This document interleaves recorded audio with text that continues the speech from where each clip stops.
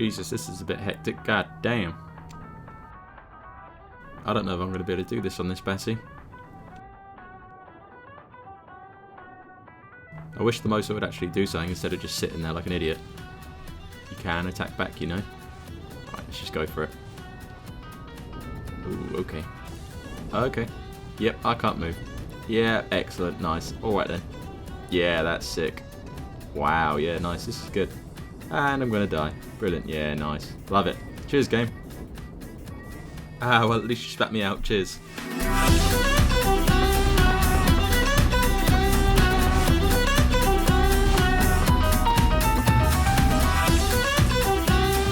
The ocean.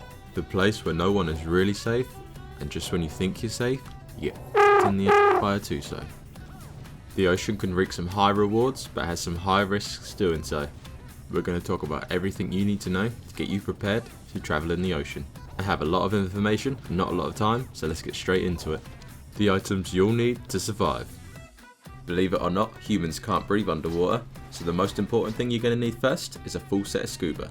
Technically you can survive in most parts with just a scuba tank and flippers, but it is very recommended to have the full set as it keeps you warm and stops you from dying from the cold. The durability on the tank will drain as you use oxygen, and eventually it will break, so it's very recommended to bring a spare scuba tank. Now once you've got your scuba set, you can just travel the ocean swimming, although it'll be much faster and safer to have yourself a quick mount to swim on. The first thing I recommend taming when going into the ocean is a Sarco. You can get these guys in the swamps, so you don't actually need to travel into the ocean to get them. They're very easy to tame, they're fast for what they are, they're pretty strong, they can kill off most small creatures in the ocean, and they can also be used on land, so you can also exit the ocean if you need to on them. I have a 1-minute taming guide for the Sarco, be sure to check it out. Another easy first tame for the ocean is a dolphin. They're very fast, they're passive tame, so they're very easy to tame, and they'll get you out of trouble. If you're new to the ocean and unfamiliar with it, it's recommended you bring a raft. On a raft you can place a bed down, you can also place some storage boxes and have a spare set of scuba in case you die. You can then just take the raft round and then dive off it when you want to go explore in the water. You've always got it above you if you get some loot or you want to leave the water or you get into trouble. You can't use guns whilst you're in the water, and I'm guessing at this level you probably don't have access to harpoon launchers, so your next best bet is a crossbow. A decent crossbow can prove deadly to most of the smaller dinos in the ocean, so I always make sure I have a crossbow on me, and a spare crossbow in a storage box, and plenty of arrows in case I get into trouble. You can also bring a pike with you for a last ditch thing if ever you get into trouble, but to be honest with most things, by the time you've got into range to use a pike, you're probably as good as dead. So let's talk about the animals you're going to encounter when you get into the ocean. We'll start with the easier, more shallow water dinos, and then we'll get progressively harder. The piranha. You'll encounter these guys pretty early on in your time in Ark. They're more often found in shallow waters like rivers and entrances to oceans. And early on, these guys are going to be your worst enemies. They will come from miles to try and chew a chunk out your ass. They're pretty quick, so especially when you're a low level, they're going to be a lot faster than you. But early on, if you just tiptoeing into the ocean or you need to cross rivers, I would make sure I scope it out first and have a look around for these guys. If there's a bit of water you want to cross and they're in the way, you can lead them to the water's edge and kill them from there. Alternatively, if you come across one whilst you're in the water, your best bet is a good crossbow. Once they get up close, you can use a pike, and this will also kill them pretty easily. They don't actually have a lot of health, but they will deal a lot of damage if you haven't got good armour. The Megalodon. These guys are also one of the first water dinos you're going to experience when you come into Ark. There's no telling where these guys will be. They're found in shallow waters as well as in the deep ocean, and like piranhas, they have a very big aggro range. They're very strong when you don't have a lot of armour, as well as pretty fast, and there's often more than one of them. Again, you can lead these guys to the water's edge to try and kill them. However, if they get in too shallow water, they'll turn around and begin to run away until you come into the ocean again. Luckily for us, they're a little bit stupid, and I find if you get in water that's pretty shallow, they'll get torn between trying to run away and trying to attack you, and it makes it for a pretty easy kill. It's important to always keep an eye on your back while you're in the ocean, because even though most things are pretty big, it's very easy to get snuck up on. Again, a crossbow is pretty effective on these guys, although they'll have a lot more health than a piranha. You can also pike them, but you need to get up very close to them, so make sure you have some armour if you're going to do this. They often drop metal tools, which is also good to give you a quick boost when you just started in the game. The Manta. Again, these guys can either be found in shallow or deep water. They're often close to more Manta. They won't be aggressive until you get close to them. They're quite strong, so if you get too close unprepared, you could be in for a bad day. Mantas will travel in packs when they're following a Basilosaurus. The Basilosaurus is unaggressive, and the Mantas will just follow him around until he's been provoked. If you shoot one of the mantas or the basilosaurus, all the mantas will come after you, and in a big pack they can do a lot of damage real quick. As a pack, they can take out some bigger unsuspecting dinos. The basilosaurus. These guys are a very humble dino. They're a passive tame, they won't be aggressive to you at all, but once tamed, they're one of the most effective and useful water dinos in the game. They're pretty small compared to some dinos, which makes it easy for them to get through certain caves. They're also immune to the effects of most of the deadly water dinos. For example, they can't be stung by jellyfish, this makes them great at harvesting biotoxin, and they can't be grabbed by the Tusoteuthis. With their high health, coupled with decent melee damage and weight, they're one of the most useful and sought after water dinos in the whole of Ark. These are also one of the safest dinos to be travelling around in. The anglerfish. Every dino of Ark has its use. The anglerfish's use is to harvest silica pearls. They can harvest silica pearls whilst you're sat on them. This eliminates the need for you to get off to harvest the silica pearls yourself, and therefore reduces the risk massively. They'll also harvest a lot more pearls than a human would with their hands. In their wild form, they're not too much of a bother.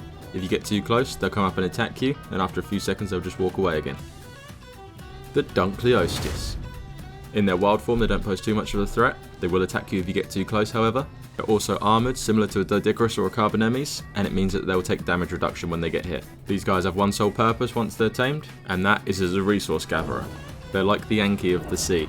They can harvest all the resource rocks in the ocean with just a bite of their teeth, making them an incredible way to farm resources while staying unnoticed. The Tusoteuthis. Okay, there is absolutely no argument at all, this is the coolest creature in the ocean. The unique abilities involves being able to grab hold of dinos.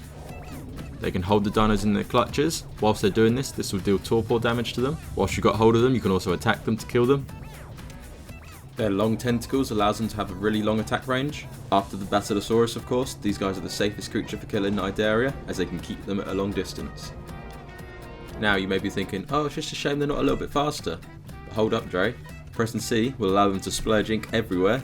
This will blind nearby dinos attacking it, and give you a speed boost for 8 seconds. The Mosasaurus. I love these guys.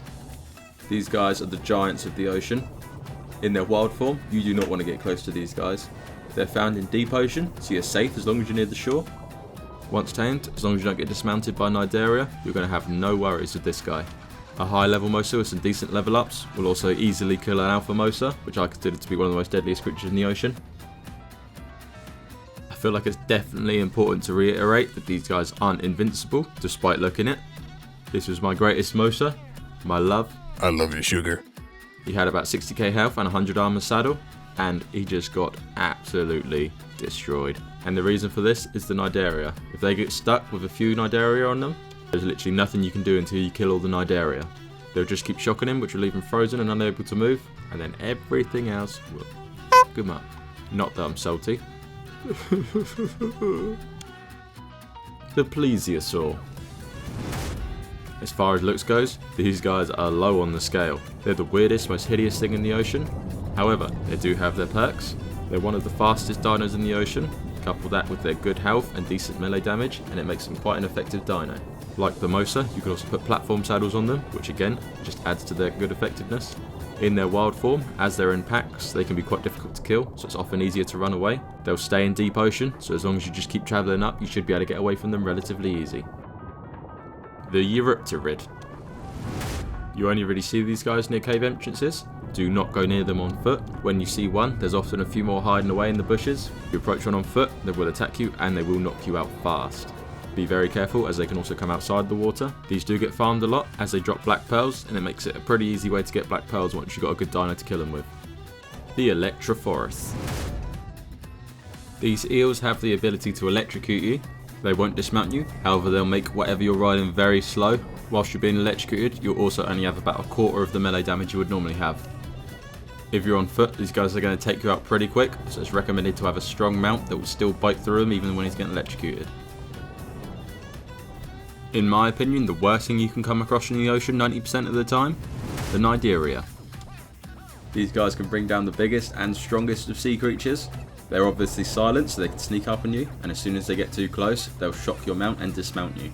Their shock attack will last for a few seconds, but if there's more than one attack in your mount, they'll just keep him in a loop and he won't be able to move at all until he dies. The only real safe way to get around this is to use a Basilosaurus. This is why I said earlier they're one of the best water mounts in the game. Along with being immune to the electrocution of the Electrophorus, they're also immune to the sting of the jellyfish. This makes for one incredible way of getting biotoxin. The lead Sichthys. These guys are a passive dino, and nowadays they'll only spawn at level 1. They do have an alpha variant. On maps like Crystal Isles down in the southwest, you can sometimes find them spawned in shallow water. Early game, if you can kill one of these, it's going to grant you a lot of XP. You can also go up to one of these and press E to scrape meat off of it. This will either give you raw fish meat or raw prime fish meat, and it can be a great way of getting prime fish meat early on. Be careful though, because they are pretty fast, and once you've harvested meat from them, they can attack you. So make sure your mount's not on neutral, attacking everything around it. You want to be able to just jump back on and get out of there quick. Beware that if you're on a raft and one of these guys see you, he will attack the raft until he destroys it. The Leopleurodon. These guys are easily recognisable by their huge teeth and the sparkles around them. Become aggressive to you from quite a long range. These guys are a passive tame and they're very rare to spawn. If you tame one, it will only stay tamed for 30 minutes. However, it will give you this magical buff which will last for 6 hours. During this time, all the loot crates you gather in the sea will be buffed and you'll get extra loot from them.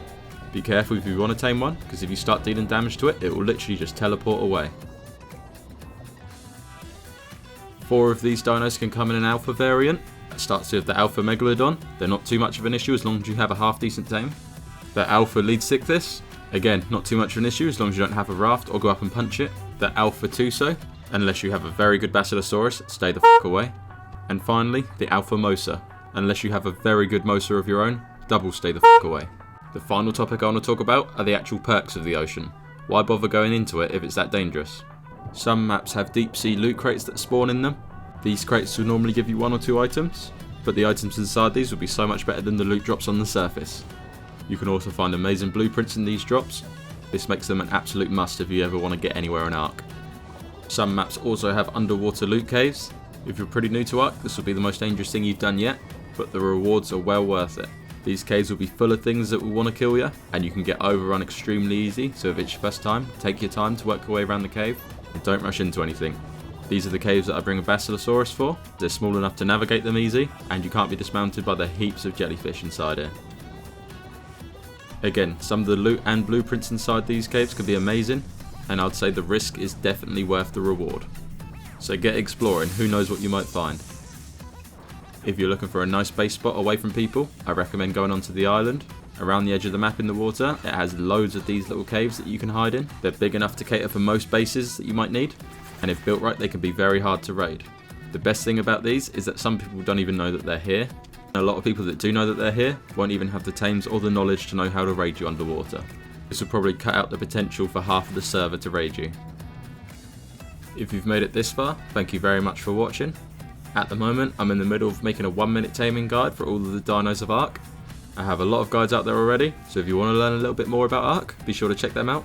If you like what you see, please also consider hitting that subscribe button. But for now, this has been everything you need to know to survive in the ocean. Thank you very much for watching, and I'll see you in the next one.